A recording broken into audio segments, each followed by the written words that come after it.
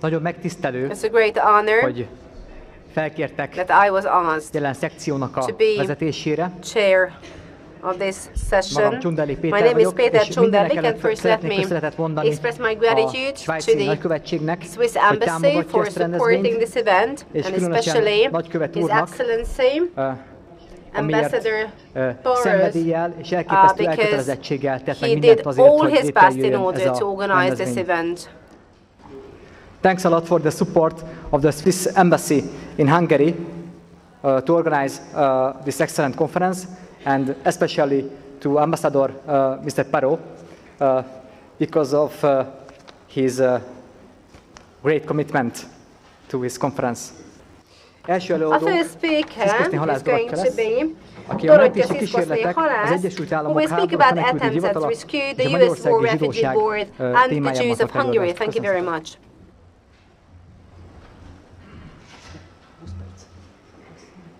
Tisztelt hallgatóság, tisztelt konferencia, én egy olyan Dear audience, dear guests, ladies and gentlemen, I'm going to talk about the government body, US government body, which has been already mentioned by Ambassador. This is the War Refugee Board, the activity of which in Hungary is little known, and I'm certain that it needs to be discussed because throughout 44 and 45 last century, a number of initiatives were born in which the board was affected, and these initiatives and plans were aimed at saving Jews in Hungary, on the one hand. On the other hand, it's important to discuss this board because the Holocaust policy of the US is negatively mentioned, and I do not argue that. At the same time, if we take a closer look at this board, I think that this negative picture can be to some extent improved. So let me start off with this. Let me just introduce to you the War Refugee Board. It was active between the 22nd of January 1944 to the 14th of September 1945. This was created on the basis of a government decree, and its aim was to save lives, and actually Jews themselves are not mentioned, so it was established for the purpose of the rescue of victims of enemy oppression whose lives were in imminent danger. And the heads of the foreign, the finance and the war departments were the administrators, but the real head of it was John Peely, who was kind of a director. So he was the director. He is shown on the right with the pipe. So he had a crew in Washington, a handful of people, about 30 people, and mainly Christian people. And they were supported by those people located abroad who worked at the diplomatic corpses as special attaches. Emeltem ki azoknak a neveit, akik különösen fontos szerepet játszottak a magyarországi zsidóság mentése érdekében. A nagykövet úr is említette például Hirschmant, aki Törökországban tevékenykedett, McClellandet, aki Svájcban végezte ezt a munkát, és egy nevet emeltem még ki, Raoul Wallenbergét, aki a HMH, tehát a háborús menekültügyi hivatal különleges megbízottjaként és ügynökeként dolgozott Magyarországon. Ő volt az egyetlen, aki egyébként HMH ügynök, úgymond az ellenséges vonalak mögött dolgozott. És még egy dologra hívom fel a figyelmet, Spanyolország, illetve a Szovjetunió szerepel az utolsó sorban, amiatt, mert ez volt az a két ország, amelyik nem volt hajlandó HMH ügynököket, illetve képviselőket elnézést fogadni. accept the representatives of the board. So here you can see the turning points of the refugee activities, and in the time period a number of tools were used by the board to save and to protect Hungarian Jews. In general, if I want to make a statement, then I would say that up until July, the suspension of deportation, the psychological war and psychological pressure was used, and from that on, the issuance of various documents was the tool, was the priority. Before going into the tools and actions, what the board exactly did and how it managed to achieve some success, let me mention a few inhibiting and supporting factors, really just in a nutshell. So the supporting factors included these. The plan of the Endlösung had become known to the public or to the allies in the period of the war, when the War Refugee Board was established and when the Hungarian Jewry lived through the most tragic periods. So it was known, and they knew, the stakeholders knew, that the Nazi policy is genocidal, and they had some personal data.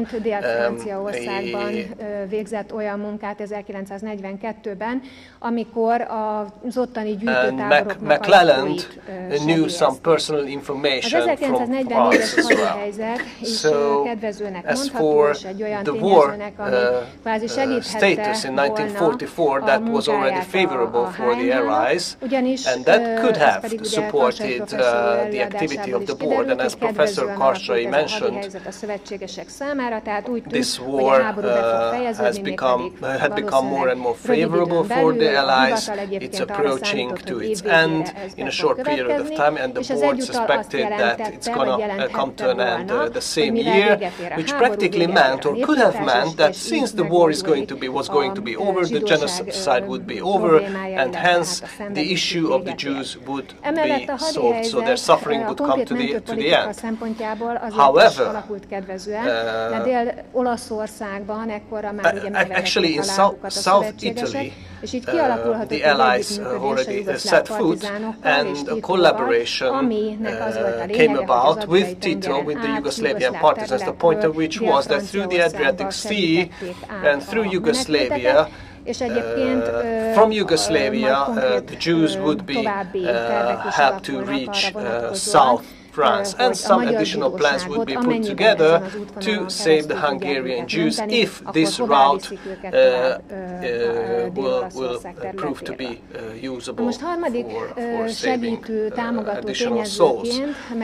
The third supporting factor is the fact itself that the board came to existence in the US, because that clearly suggested that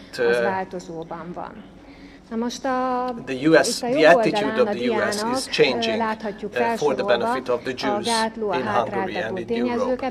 And on the right side you can see the list of inhibiting factors, a few inhibiting factors, a few barriers, some of them.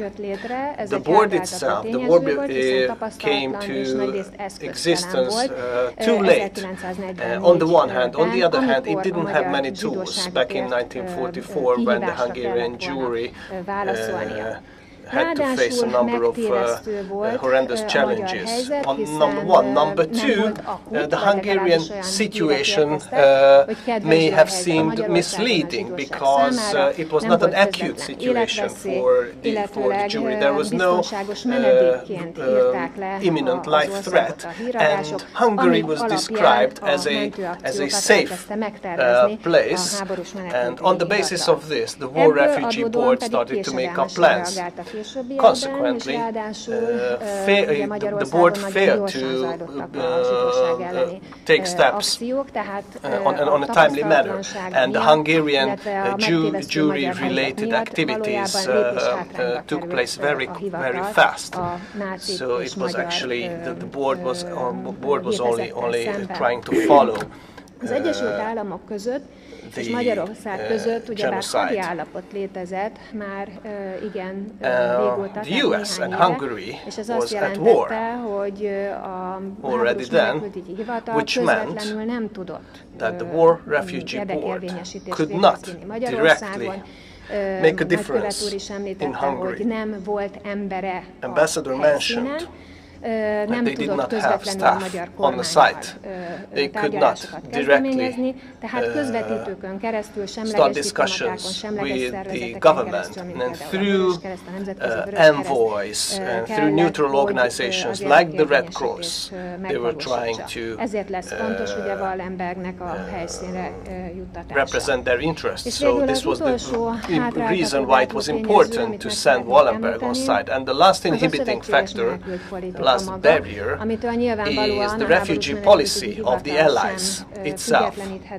And obviously the War Refugee Board was under the influence of this, because the overall refugee policy, as an end-Lösung, as an ultimate success, only the final, the ultimate victory was the only acceptable tool for improving the situation of prosecuted people. Let's take a look at the various tools that were available. Először erről a lélektani nyomásról szeretnék néhány szót ejteni részletesebben. To the board. There were some psychological tools for warfare. One was propaganda activities from the War Refugee Board, and the improvement of on-site presence. The objective of the propaganda was to persuade target groups to change their behaviors. Three target groups. There were three target groups: the lawmakers, the offenders, and after war they were brought to justice, or at least that was the threat on the basis of the propaganda. Christian population and the clergy was the second target group, so that they were called for supporting Jews, hiding Jews, and the persecuted themselves were also communicated to by the propaganda. A nagyvárosok elhagyására bíztatták, illetve az they were told to hide, to leave cities, towns, and to distance themselves from certain services. Now, what were the channels? Direct and indirect channels were used to communicate by the board to reach the target audience, the neutral press, some radio broadcasts, the Air Force, Allied Air Force, threw down flyers and some pamphlets. The other tool of psychological warfare was to improve on-site presence, to increase the number of staff of neutral organizations in Hungary. And the idea behind this was that they are witnesses of the atrocities, and hence, at a later phase, after war, it's going to be easier for people to be brought to justice. And then it's going to be a deterrent effect for them to perpetrate certain crimes. Vatican City was communicated, International Red Cross was communicated, and neutral embassies were also communicated and contacted. In case of Vatican City, the board did not manage to achieve to send an envoy which would make steps specifically for the Jews in Hungary, but we know that Pius XII on the 25th of June sent a telegram to Horthy, and Angelo Rota also increased his activities for the benefit of Hungarian Jewry. The Red Cross, the pressure was successful because in July a second delegate, Friedrich Robert Schirmer, arrives on site, and I'm going to mention his name later on. And there are also discussions and negotiations that some hidden war refugee board agents would be brought in to Hungary by the Red Cross, but this plan did not happen, did not take place. Válasz érkezik, de úgy gondolom, hogy ez annál fontosabb volt. Ez az egy pozitív válasz. Raoul Wallenberget fogja a svéd követség új munkatársaként üdvözölni. As for the neutral embassies, Raoul Wallenberg becomes the special envoy on the very day of the suspension of the deportations, but in reality Wallenberg képviseletében érkezik, erről természetesen hivatalosan egyébként nem beszélhet, tehát formailag a svéd követségnek a munkatársa, so formally he is the employee of the embassy, but he is instructed and financed by the United States government, by this agency, which is not communicated, of course. So, tools of rescue and means of rescue, physical protection, there were three initiatives. One, it was trying to protect Jewry within the borders and after the deportations and throughout evacuations. The first two, as for the first two, mostly it was established on the cooperation of the Red Cross. The Yellow Star houses, the protected houses, were supported by the War Refugee Board through the Red Cross. Medications were sent, food, clothing was sent, or at least the Red Cross was authorized to acquire, to purchase certain goods and to protect. But this was partially successful, but this plan has become an idea of another plan where converted people, for example, the cooperation with the organization of Otto Komoly came to existence.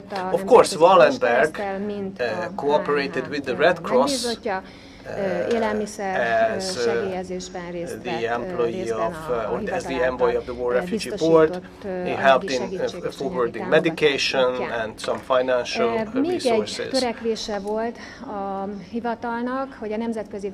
The board had another activity.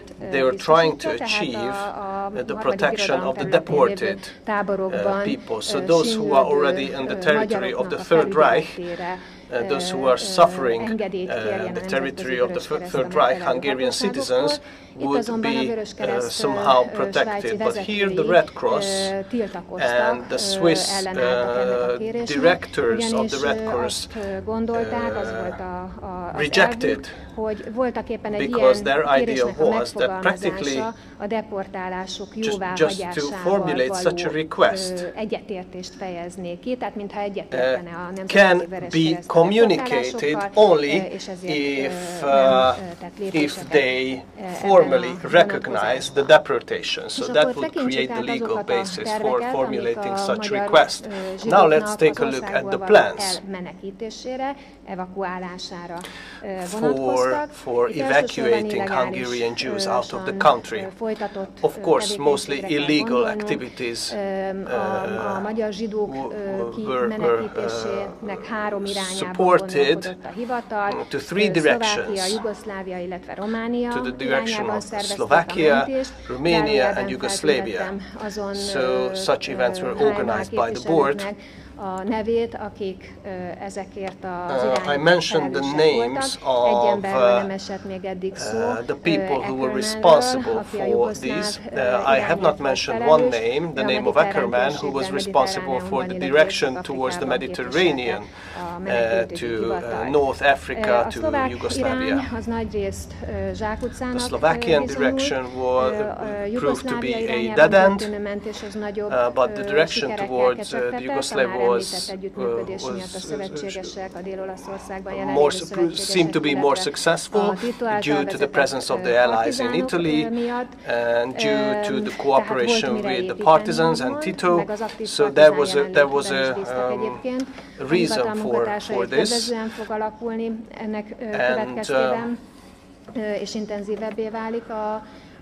And the activities towards the Yugoslavian direction became more and more intensive, and some new plans came about, according to which, if hopefully some additional Hungarian refugees would arrive to Yugoslavia, then where they would be forwarded, to Morocco, to the Fethala camp, seemed to be a good destination, and the United States to Fort Ontario, that seemed to be a good destination. As for the direction of Romania, they tried to save the Jewry as many as possible, because Palestine was or seemed to be easily accessible from this direction. However, it was a very complex task that Hirschman, the ambassador of the United States to Turkey, tried to coordinate. So he was in relationship with various diplomats so that the British, Romanian, Bulgarian, Turkish and other visa and related documents to be acquired, and in order to ensure those means of transport are there on road or water, etc., which would be needed in order to. Important piece of message comes here, because Eichmann and the Rescue Committee started negotiations in Budapest, and from this various rescue missions were launched, in which, for example, the WRB started, such as the Brand mission. Jenny Brand arrived with a fantastic plan in order to save 1 million Jews, and Hirschman listened to him, and he had a very positive statement, and he really indeed wanted to support this plan. However, the Soviet and the British contradictory ideas represented a hindering factor to the implementation of this plan. And as a result of the negotiation with the Rescue Committee, 20,000 Jews managed to leave Hungary. They should have arrived in Spain.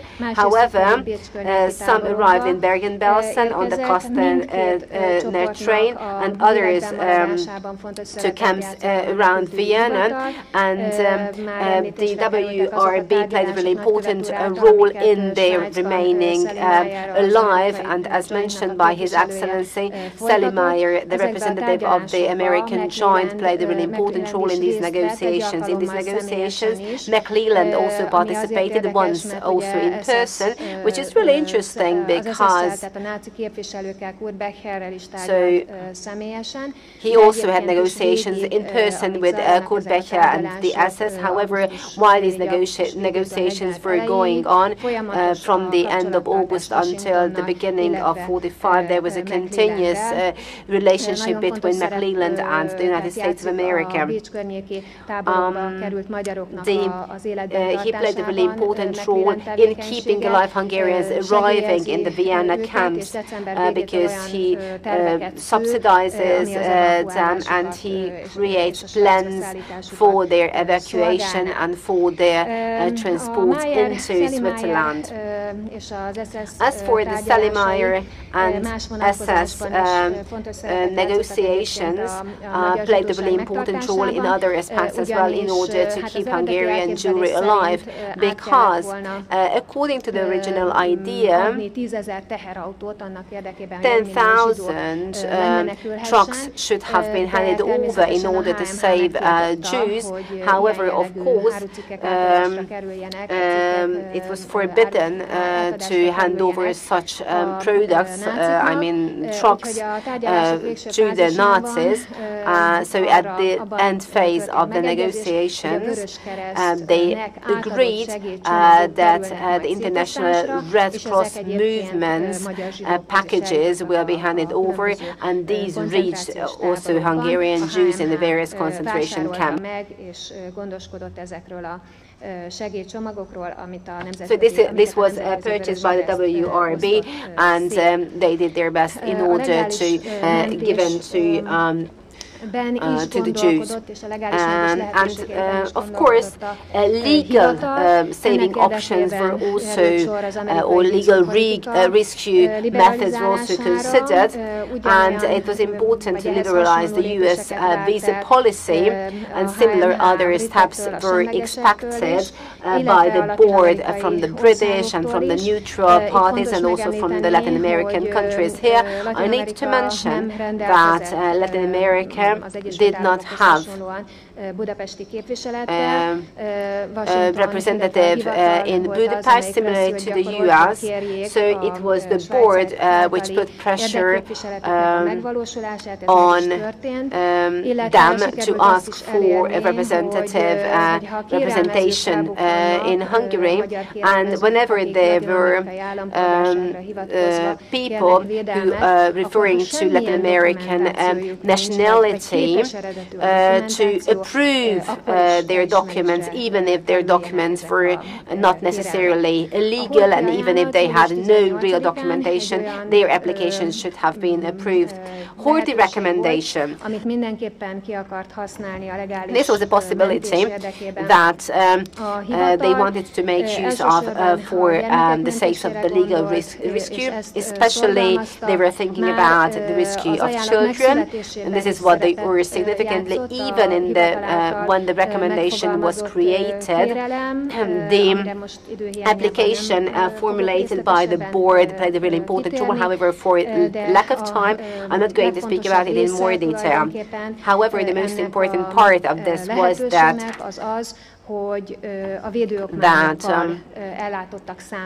protected those vested with protection document would be really important for Hungarian citizens, and especially it was especially important after the Nyilas takeover in October. And my conclusions are that it is pretty visible that the board had very wide-ranging activities in various continents, lots of countries, with the involvement of various diplomats, either in negotiating with the Germans. So I think we can draw the conclusions that they had a very unique achievements and activities of this handful of people. So what they did at the end of the war was exceptional, especially if you compare it with what had been done beforehand. And as for the results, it's impossible to quantify these results because no statistic information can be published regarding the number of people rescued. However, what we do know is that during the existence of the board, the number of Hungarian people passed away was 500,000. However, the reason behind was not the lack of will, because of course they wanted wanted to reduce the number of people lost. The issue was the time factor, because it made it almost impossible to achieve their goals. And of course, German politics, which was not ready to free any Jew. However, we also have to concentrate on the fact that there were around 250,000 survivors. And I'm sure, and I think, that based on what I have mentioned so far, it is visible that the survivor was significantly contributed by the activities of the board. Thank you very much.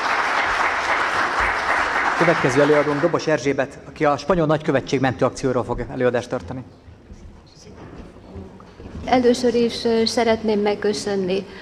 First and foremost, let me express my gratitude for the invitation for His Excellency to this symposium, to this conference. I think, and hopefully we think that in this not too positive world, it's fantastic to speak about good people and positive things, and what I like to speak about is a tiny little fragment of these rescue operations. And what I like to say is that I'm not a historian, I'm a Spanish language teacher, and this is how I started to deal with this topic. So what I'm going to speak about is going to be a bit different. I think it has not been mentioned, but because there are also youth among the audience, I like to say, I don't know whether you know what the righteous among the nations mean. So this acknowledgement is given by Yad Vashem institution in Israel to those non-Jewish people, either civilians or diplomats, so anyone who saved Jewish people during the Second World War. And well, here you can see lots of known names I don't want to speak about. However, I think I'm going to speak about the least known person, Angel Sanz. So if we speak about the rescue mission of Spain, then first and foremost, Perlasca is the person we think about, not Angel Sanz. However, we need to become familiar with the story. Nem feltételezem, hogy sokan sok mindent tudnának róla. I don't think that you know too much about him, so let me introduce this person. Well, he was a young diplomat. Körülbelül 30 éves volt, amikor Magyarországra. I think he was around 30 years old when he started to work in Hungary. What you also have to know about him, that he was coming from a well-off merchant, military merchant family, and pretty obviously in the Spanish Civil War, he was on the side of Franco, and of course later this was also an important factor in his not being recognized too soon. So he started to work at the Spanish embassy to Budapest, and so this was not an embassy, but this was rather the legation, because the ambassadors were called back, and June 1944, and he was one of those people, or maybe he was one of the first people who in 1966 was awarded by Yad Vashem to the Righteous Among the Nations award. However, he was not allowed to receive this award back then, and later he continued his diplomatic career until 1980, when és he meghalt, de fell ő életében ill erről in nem the beszélt, Vatican mint Perlaska and sem died. beszélt, tehát ez a However, két diplomat, he didn't speak about his activities just like Perlaska. So both people, so Perlaska and him, didn't really speak about his activities during their lives, and their families posthumously received the award in 1992 when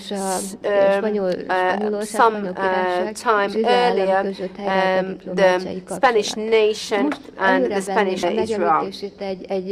And first, let me speak about a Spanish journalist who was also dealing with some historic topics. His name is Arkady Espada. Wrote a very provocative book.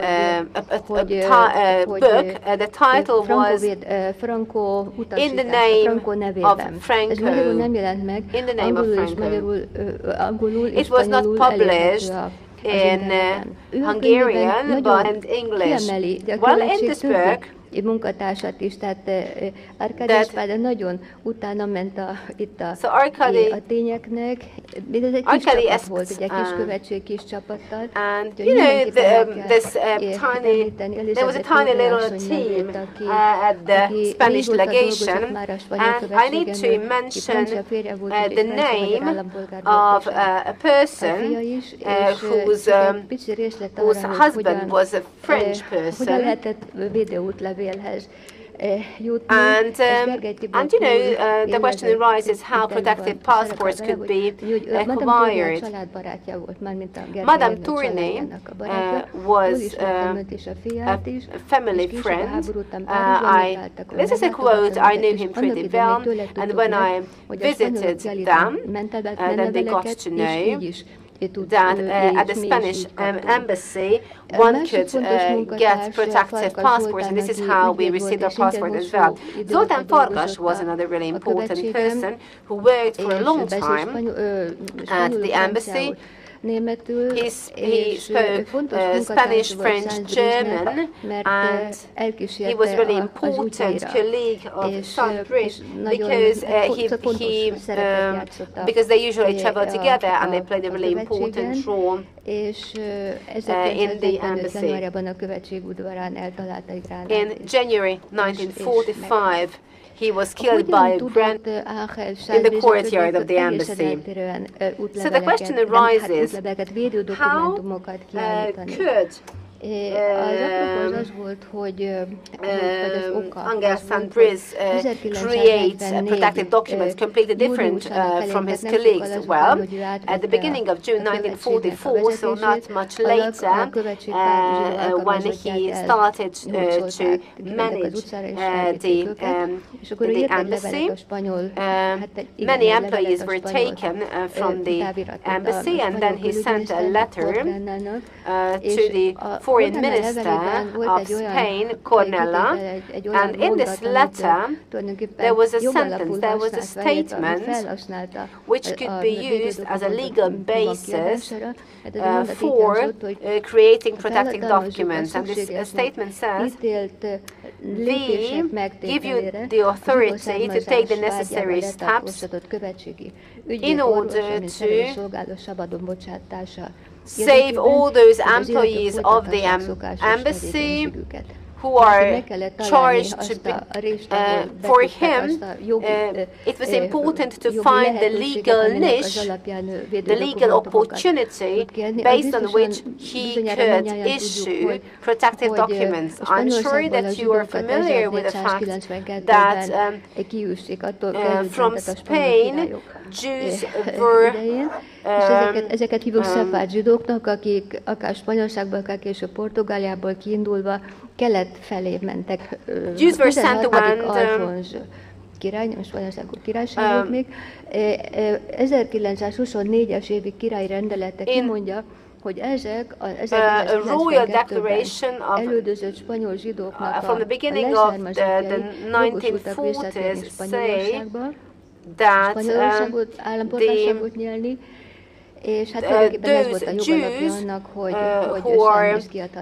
whose ancestors were sent away from Spain in the 15th century could return. And these Sephardic Jews were given normal passports in Hungary, but when he authorized further 200 passports to be given, then they decided that the number of people rescued should never be higher than 200. So first, only citizens who had some Spanish relations or who have already visited Latin American countries were provided with passports and later given them. So the question arises, how many documents were issued? Well, and what kind of protective documents are we speaking about? Maybe I'm a bit biased and I'm not a historian, but I do think that this is a realistic figure, but I'm going to ask Professor Korsai, but 5,000, around 5,000 is a realistic figure. I mean, the number of protective documents issued. Until the 14th of December 1944, the Csunderlik left Hungary in 1945, and then he continued his diplomatic career later. However, as long as he was working in Hungary, he issues 2,295 documents. This included 15 official Spanish passports for 45 persons. These were real Sephardic people, and then some family passports, and then 1,845 protective documents for Hungarian Jews who had Spanish relatives. Well, when he was called back from Hungary, then I'm going to speak about Perleska as well, but what you have to know is that Perleska continued his activities. Exactly. So he didn't leave, but he decided, and of course I'm also going to speak about the protected houses. However, you know, he wanted to continue the work of Csunderlik, and so he simply started to act as if he held the same office as Csunderlik. Well, from these approximately 5,000 protective documents, and of course Professor Harsányi is a person who dealt with these documents. He studied the Spanish archives, and he created the list of those who received protective documents from the Spanish authorities. However, back then, when he worked on his research, the Páva Street Research Center had not existed, but in the 1993 volume of the Holocaust research booklets, he published the list that I'm going to show you. This is, of course, just a couple of sheets. However, now you can go to the Páva Street Holocaust Research Center.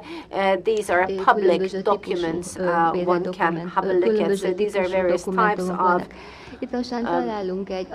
protective documents.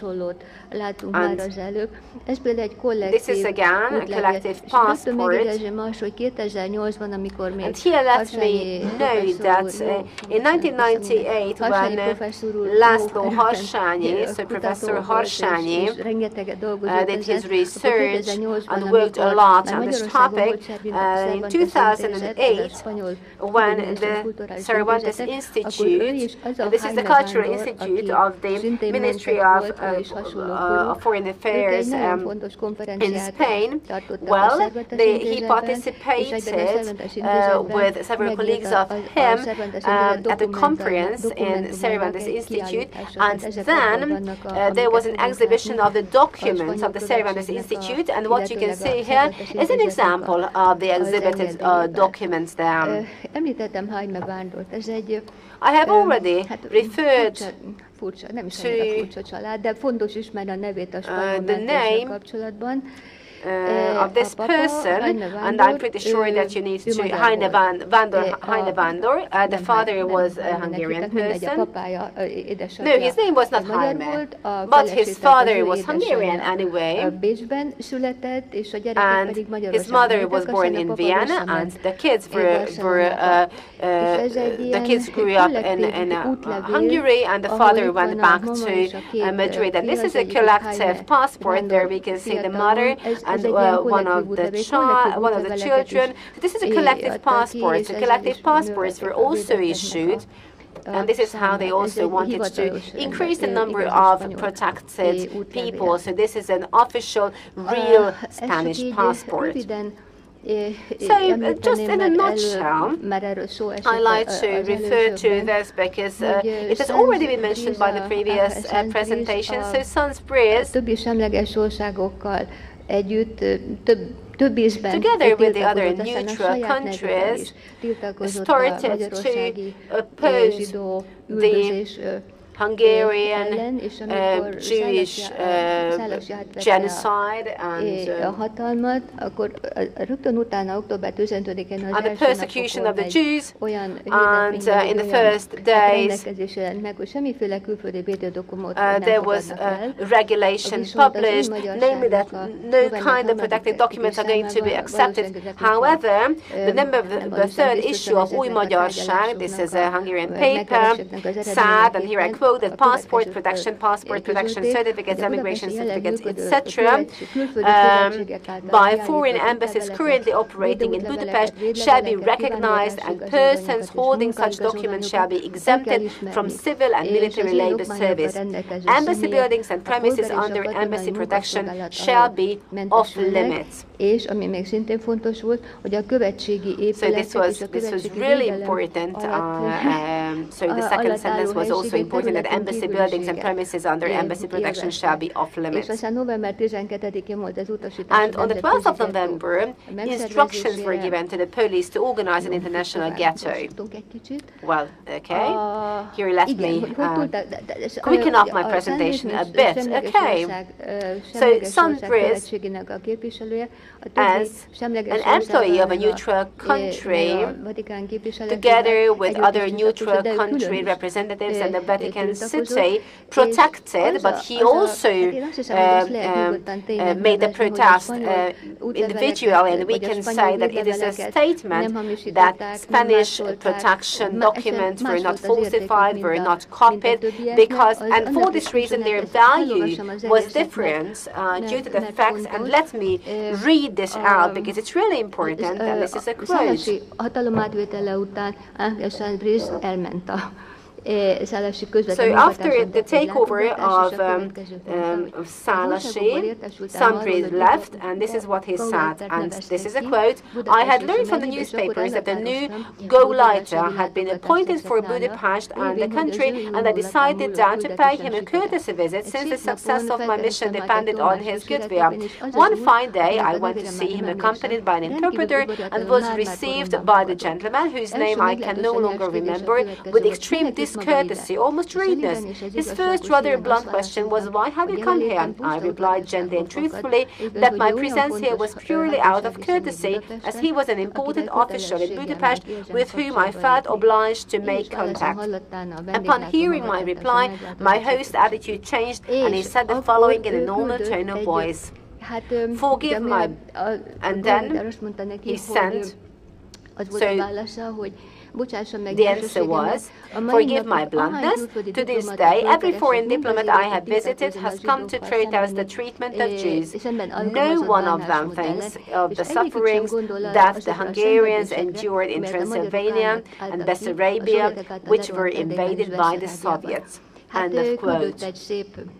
Well, yes, a very nice amount was sent there, and as a result thereof, well, I'm pretty sure that this cannot be proven, but what can be taken for granted is that there were some orders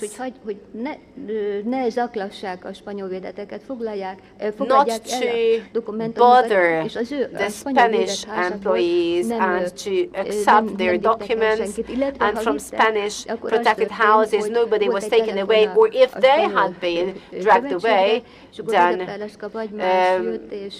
they could just phone or call the Spanish embassy. So finally nobody was taken to the Danube Bank from Spanish protected houses. So they respected the Spanish respected houses, and there was also a board on these houses that and protected houses, yes.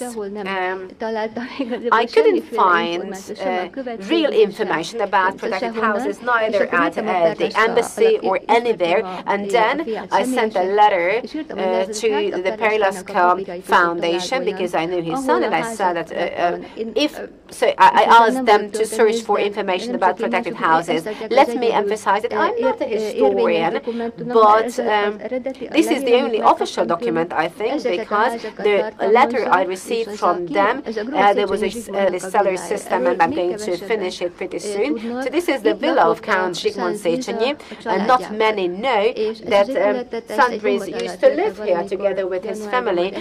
This building was hit by a bomb at around the end of December, so this is not non-existent. However, the former owner of this building took my presentation, but one more piece of information. So why it was so long, and why didn't he? Because so the civil war ended in 1939, and then came the Franco system, or the Franco regime, and they were completely isolated from Europe. And it happened only at the beginning of the 1960s when they started to rebuild relations with other countries, primarily with the Arab countries. And they thought that it would be not a nice timing for Israel to give an award to a Spanish person, because then the Arab-Israeli conflict was taking place. So what was more important, his humanitarian characteristics, or the question rises whether he received any kind of support or approval for his activities? This is something that we can also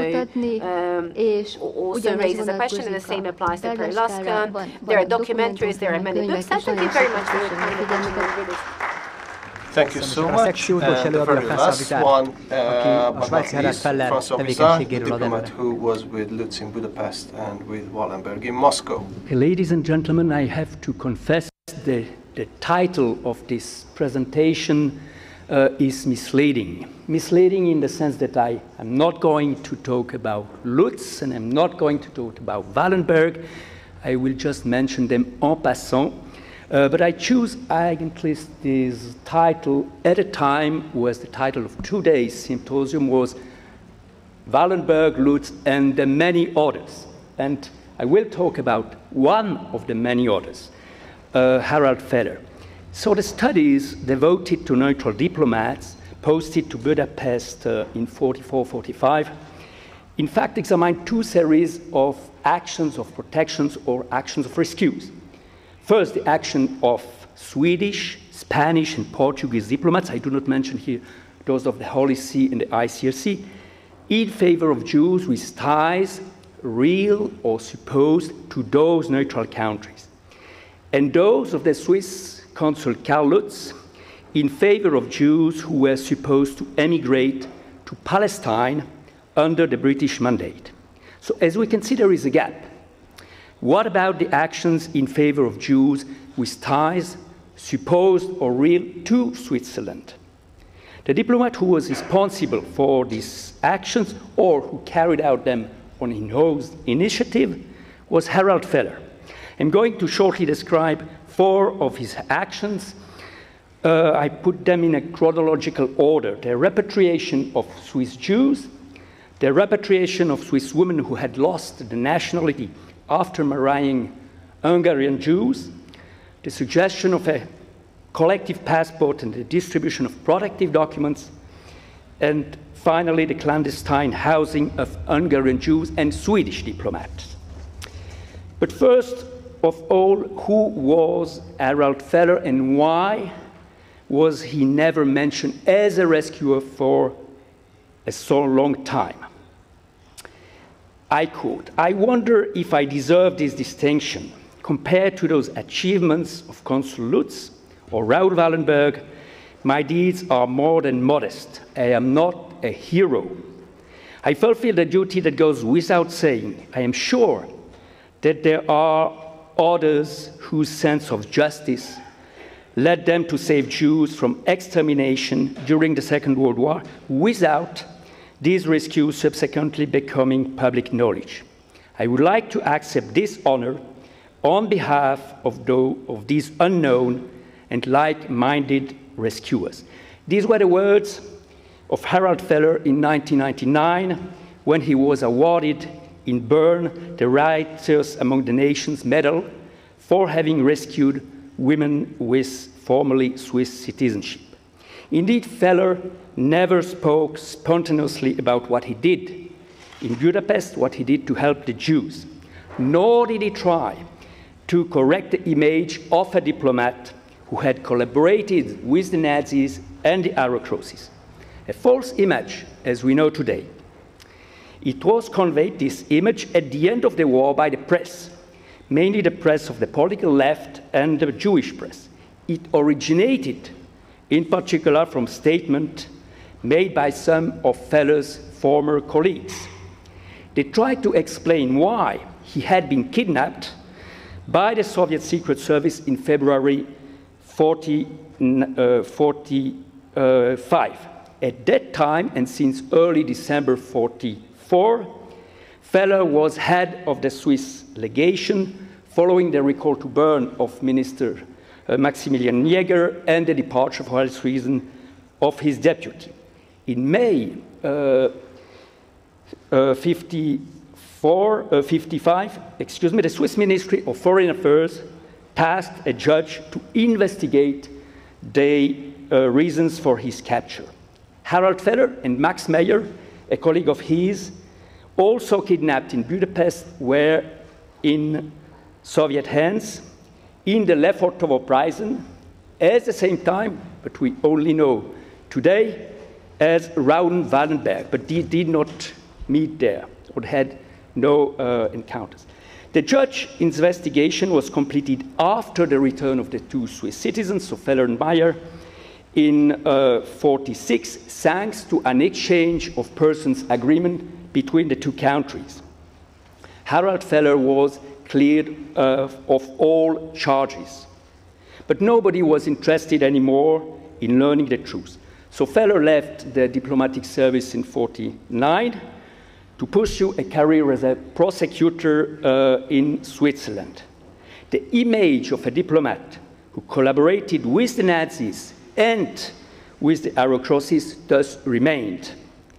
Karl Lutz, on the other hand, spoke his mind, wrote extensively and gave interviews, without mentioning the work and support of his colleagues. I think here in particular to Péter and Ernst von Rufs. The image of a solitary hero was thus created, a hero who, by the way, was also prompt to portray himself as a victim of the Swiss state. Now, let's look at what Feller did for the Jews. One document here will serve us as a guideline, even if it does not mention one of the actions, the distribution of protective documents. During the inquiry, post-war inquiry, the judge drew up a list of persons saved by Feller. He sent it to the Ministry of Foreign Affairs among with 100 annexes to 5 reports. And these documents were not made public until the 1990s. Now, let us say the repatriation of Jews, of Swiss Jews. As we know, at the beginning of May 1944, the Hungarian authorities ordered the representative of neutral countries in Budapest to repatriate their Jews. Otherwise, they would be subject to the same measures as Hungarian Jews. This ultimatum was the result of a German initiative. On the Swiss side, it was implemented by Feller. And according to the name list, so before there were 4 Swiss nationals, Simon and Benedikt Hecht, Marianne Süssmann and Gerda Lenz, as well as 4 Liechtenstein nationals. Indeed, there were 9, including the son of Gerda Lenz. But I would like here to point 3 elements. Firstly, Simon and Benedikt Hecht, despite the Swiss passport, they were taken from their home by the Gestapo at the end of March, and they were transferred to the Kistarza camp. Minister Jäger and Feller intervened with the Germans and later on also with the Germans and later on also with the Hungarians. And they obtained the release of the Hechts after 6 weeks. Second element, Marianne Süssmann, what is interesting here is that she was married by proxy in Liechtenstein, but in June 1944, meaning after the order of repatriation. Finally, one question. Have all Swiss Jews been repatriated? Here the answer is no. With the only available figure that we have, which is most probably too low, there were 11 Jews at the time among the some 800 Swiss living in Hungary at the time. And according to a report, Feller said that for some Swiss Jews, it was deemed preferable to stay in Hungary. I could identify 2 of them, and they survived the Holocaust. Now, let us examine the repatriation of Swiss women who lost their nationality. Under the Swiss legislation in force at the time, a Swiss woman lost automatically her nationality if she married a foreign national. She could regain her citizenship if she met 2 requirements. First, to be widowed or divorced for less than 10 years, and second, to apply in Switzerland and not from abroad. And of course, the difficulty was how to go to Switzerland or how to leave a country, for example, Hungary. So in Hungary, in 1944, some women with formerly Swiss citizenship wanted to go back to Switzerland. They asked the Swiss legation for help, and the first response was no, we could do nothing for you.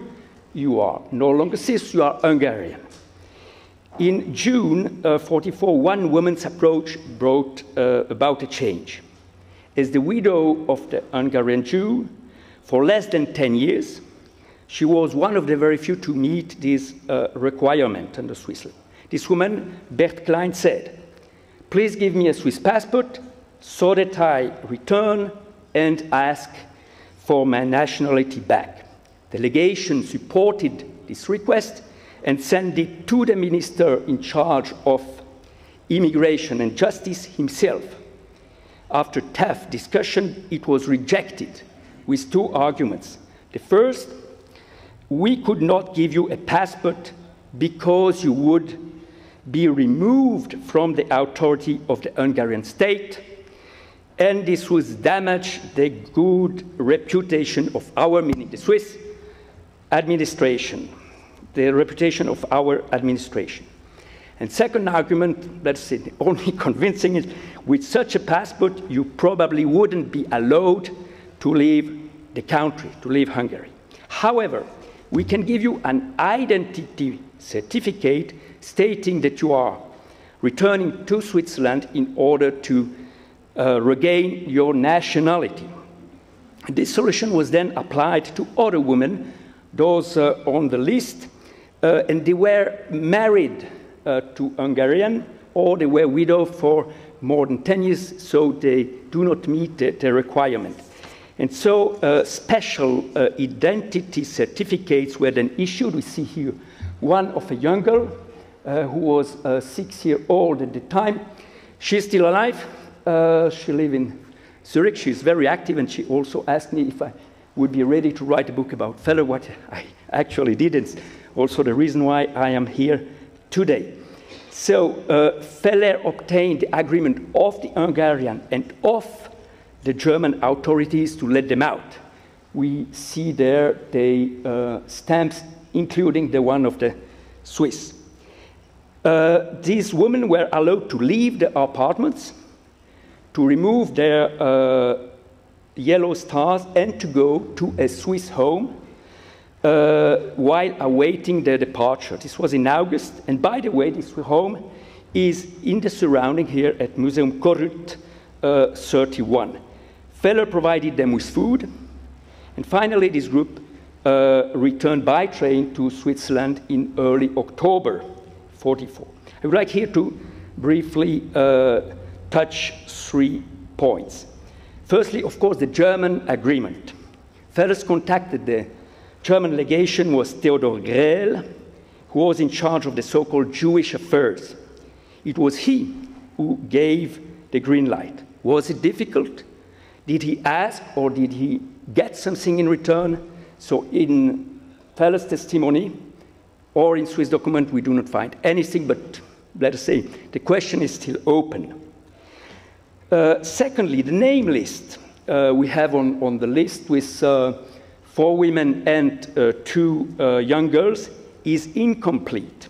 At least 2 other women, among them Bert Klein, managed to return, but not from Budapest. But more importantly, another Swiss woman, Mathilde Weiss, and her 2 young children were arrested before the legation could intervene. And they were transferred to several camps out of Hungary, but they survived the Holocaust, and here thanks to Szabolcsita, who gave me this piece of information. Now finally, let's link this departure of at least 8 people to an important point made by Randolph Braham. According to him, no Jew was ever allowed by the German authorities to leave Hungary based on immigration schemes planned by the neutral, and this with 3 exceptions: the secretary to the Minister of Portugal and her parents. Now this example I just mentioned puts these findings into perspective. However, the important point remained the same: the doors to legal immigration have remained closed since March 1944. Now let's look at the distribution of protective documents. Here I would like to start by talking of an interesting initiative by Feller, likely inspired by Lutz. In August 1944, while he was organizing the repatriation of formerly Swiss women, he submitted the following idea to the Ministry of Justice in Bern: to establish a collective Swiss passport that would contain the details of all persons, Jewish and non-Jewish, in possession of an entry permit for Switzerland. We have a list of these, of all the people who got an entry permit during the year 1944. There were more than 1,400. Of course, they were not all allowed to or be able to leave Hungary. Feller did not receive any response. In November 1944, he brought up the idea again, and the idea was rejected. In Bern, with the following argument: a collective passport would deprive people of individual identity documents, and therefore it will not be possible for us to force them to return to the country of origin after the war. According to what we know to date, I'm here referring to what, to Braham findings that I just mentioned, the German authorities would certainly not have given their visa to such a document containing hundreds of names. However, it could have provided a greater protection for holders of entry permit to Switzerland, but perhaps also it could have prevented the return of the formerly Swiss women. And the legation, however, issued certificates to holder of entry permit to Switzerland and therefore distributed another type of protective documents.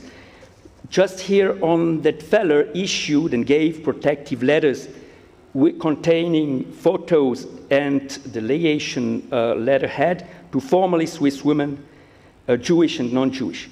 The person in charge of the legation refused to do this, arguing that they went beyond the instructions. So finally it was Feller that did this and signed and delivered 100 or so documents.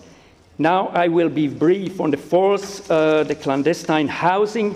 There were 3 shelters, all in Buda, Feller's home, the Esterházy Palace, and a building in the Palatinus Street. At his home, Feller did or offered clandestine housing to some Jews, among tens or so.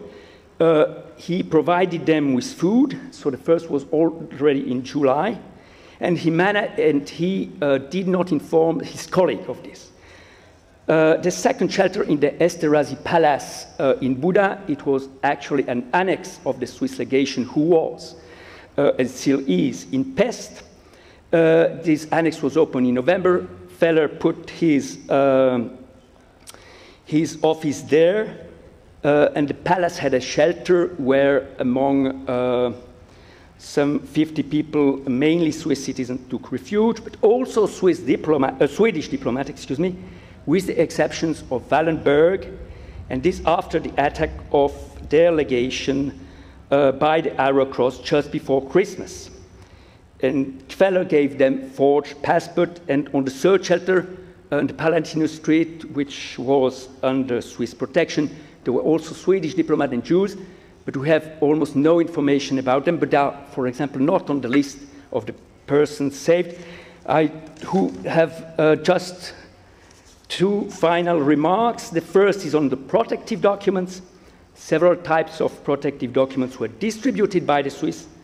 A few identity certificates, protective letters with portraits, some 100, and certificates, probably more than 1,000, given to people who had granted entry to Switzerland. Now, does it mean that the Swiss legation, I'm not speaking of Lutz, saved the life of each of these persons? The answer is no. It should be reminded, and here Professor Kaiser has pointed out this element, that the number of protective documents, genuine or forged, distributed in Budapest exceeded by far the number of the survivors. Second remark, the list with names of 32 persons, the list is not accurate. Some persons are missing, and others we've seen that, for example, those who were repatriated on the orders of Hungarian authorities. The question is, should really be there? What is the point here? The point is not to establish a final list, this minus this and plus this, but to keep in mind that even such a detailed document as a name list may not be completely accurate once we have confronted it with other documents or with interpretative questions. It's a minor conclusion, but not useless in the context of a hagiographic literature we still have on the topic of the neutral diplomats posted to Budapest. I thank you for your attention.